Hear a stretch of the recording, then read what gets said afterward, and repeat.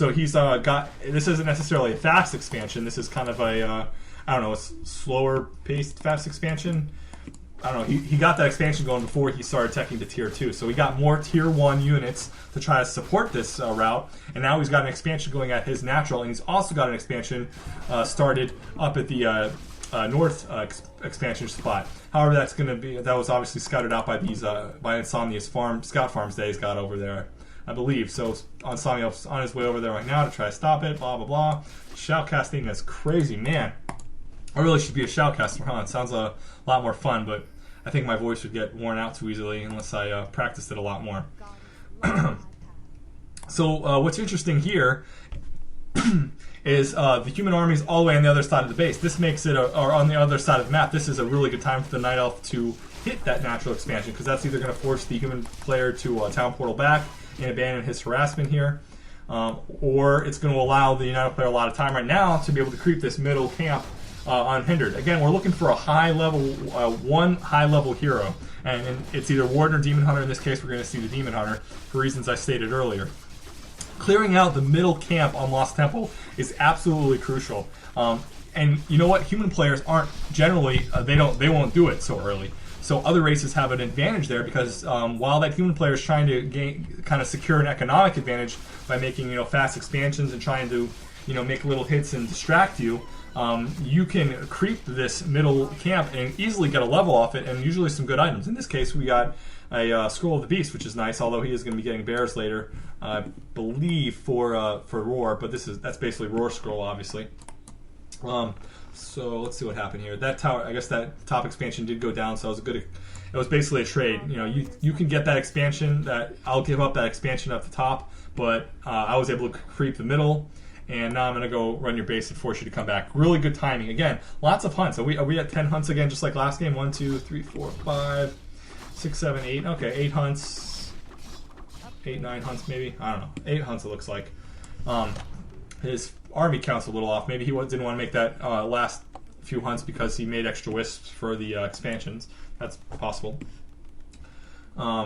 But again, here we're going to see is Demon Hunter. Now he's going to have level 2 evasion, and if obviously the human player can redirect those towers from attacking the Demon Hunter, but those first few waves are going to be pretty much nullified of those waves of the guard towers, because they automatically go on the first thing they see, which in this case was the Demon Hunter. The human player Insomnia did end up switching the target of those towers to the Huntresses, which do bonus damage like we were talking about earlier, which forced the Demon Hunter, or forced the Night Elf to go back. But that's kind of the pro premise of this, is that's how it's going to work. It's not as powerful now as it's going to be later when the Demon Hunter gets higher level, but it's still pretty powerful. We still have able to do a little bit of harassment. Again, the whole point of that was just to bring the human player back, to say, okay, you got the top, but you're not going to be hitting my main base, and you're not going to be hitting my natural expansion, and I'm not going to let you creep freely. You have to come back and defend your expansion, so do that. And then looks like Insomnia is having to heal up at his base a little bit, and he's still trying to creep. Again, human players tend to slow play a lot of things, so that's kind of their whole deal, is get an economic advantage and slow play until you have a 100 foot army of something and just overwhelm your opponent. It makes for longer games. In fact, I want to go ahead and up the speed on this. Again, my voice was getting a little bit tired, and I think the audio commentary has kind of dragged on a little bit. And I probably repeated the same point I wanted to make at least 50 times. So I'm at, we'll say at 11:20 game time, up the speed to 2x speed. Up it to 3x speed, whatever, and we'll just watch the rest of the replay together, and whenever I see, I'll make some quick comments, and that should get us to the end of the replay within the next, 5-6 minutes or so. We'll get it caught up here. Alright, 3x speed, 11:20. It's going up pretty quick now. Good. Now, what I noticed in, let's talk about another matchup right now with a Night Elf and Undead, per se. I didn't want to go over the Undead changes that have happened, because I don't think they're going to have a huge impact on the game either. They changed the I'll make note of them so you guys can know them. Obviously you guys can read the patch notes on Battle.net, but they increased the Ziggurat base armor from 1 to 5. When a Ziggurat is upgraded to a Spirit Tower or Nerubian Tower, it gets the 5 armor, but this change basically just gives it 5 armor to begin with. And then they reduced the build time for the Necropolis, which is their expansion, I believe. So they'll be able to build a necropolis at their expansion, maybe, they'll be able to build a necropolis faster at their expansion. I don't know if that's going to really affect anything. Most undead players that I saw typically didn't build a necropolis at their expansion, for whatever reason. I believe because I thought it was like an extra amount of income. They don't need it. That's kind of an advantage of being undead, is you can build an expansion without having a base built there. Blah blah blah. So yeah, I don't know if that's really going to change anything. Maybe undead players will start doing that again. So we got a level 5 Demon Hunter. We are going to see him level 6 at this point, but he's never going to fight the towers, so we won't see how effective that's going to be. But again, if he was level 6 fighting the towers, it's be a lot better. And he's got 2 heal scrolls on him, so he's going to be able to stay alive a lot longer, heal his army. Those bears, again, it's kind of this mix of hunts, bears, and dryads that Night Elf is typically going to do cookie cutter to beat human on this matchup. It's really interesting to see the use of fairy dragons, however. I don't see a lot of Night Elf players getting the fairy dragons, and this matchup is actually pretty cool, especially if you got a Mountain King would be nice, or a Paladin or something. And in this case, we only saw the Blood Mage and the Archmage, so every time a spell is cast, that Mana Flare will go off and damage them, I think. I think that's how Mana Flare works. Again, not a Night Elf player, so it's hard to realize where to say Mana Flare. Nearby enemies will take damage, right. Alright, so we got to see Metamorphosis. Woohoo!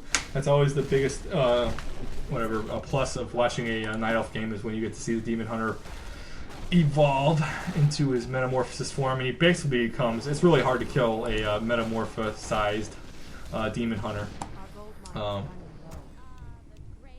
Possible, though.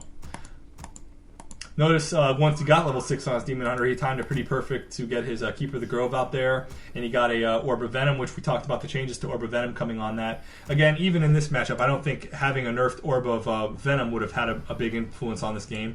Having increased experience from the Dryads, maybe. He did lose a good amount of Dryads so far, so the human players would have gotten some more levels. Maybe we would have seen a level 5 earlier on that Archmage, and a higher level Blood Mage, maybe even possibly level 5 Blood Mage in this match.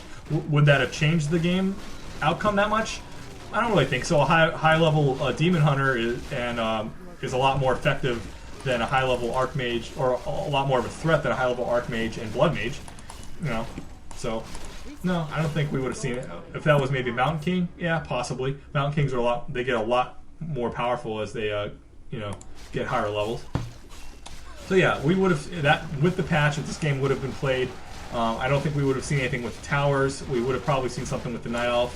It doesn't look like the staff was actually passed in this game, so I don't think that the staff passing fix would have changed anything for this matchup, or for this specific match. It doesn't look like it was abused. As I say, even on the human side, that staff change got nerfed too. Although I like to think of that as a big change for the Night Elf, but it was for human too, because that happened a lot. Whew. That was a little bit of a tangent. Alright, so the audio commentary, I believe, started off pretty strong, and I think I've kind of teetered off the last 15 or 20 minutes or so, repeating myself on many points and kind of dragging this out with 3 replays, but I just wanted to try to make a correlation with that matchup, and you know what, I actually encourage all of you to do the same. Do it with whatever matchup you think you want to see or find interesting, and kind of report your findings. Make a post about it on the forums and maybe the strategy section, or in some 1.22 patch discussion thread. What changes do you think, if the patch was implemented, would have influenced the games that have already been played? Would it have affected the decision-making process? Would it have affected the experience gain? Obviously, some things